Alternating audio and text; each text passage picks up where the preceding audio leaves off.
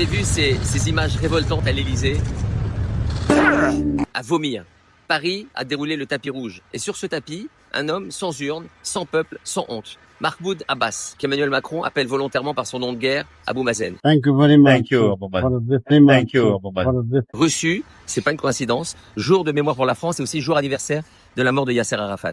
Abbas, il porte au revers la fameuse double clé, icône d'un retour qui nie 1948 et notre existence.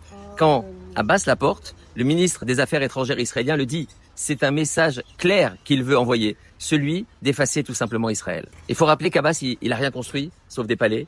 Il a rien négocié, sauf des budgets. Et il a rien dit, sauf le mensonge. Que Hitler n'avait pas tué les Juifs parce qu'ils étaient Juifs. Et c'est cet homme qu'on reçoit à Paris en grande pompe.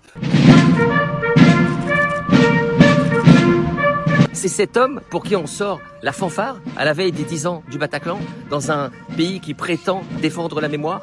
Pendant que la France se félicite d'un dialogue, le terrorisme, lui, il reçoit des primes. Jusqu'à 3 000 € par mois pour avoir tué un Israélien. Payé avec l'argent de l'Europe, avec le vôtre si vous vivez en France. Et Emmanuel Macron, lui, continue de s'enfoncer dans sa propre merde.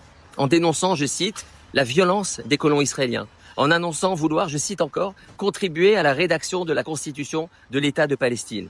En célébrant un pouvoir sans mandat, en offrant une tribune à ceux qui banalisent la haine. Emmanuel Macron transforme la diplomatie en spectacle, au prix de l'honneur et de la mémoire. Il porte la responsabilité de ce geste. J'aurais aimé m'adresser directement à lui, mais il ne vaut plus la poussière de nos pas. Attends, je crois qu'on a une volontaire pour Emmanuel Macron, et elle a l'air très motivée. you.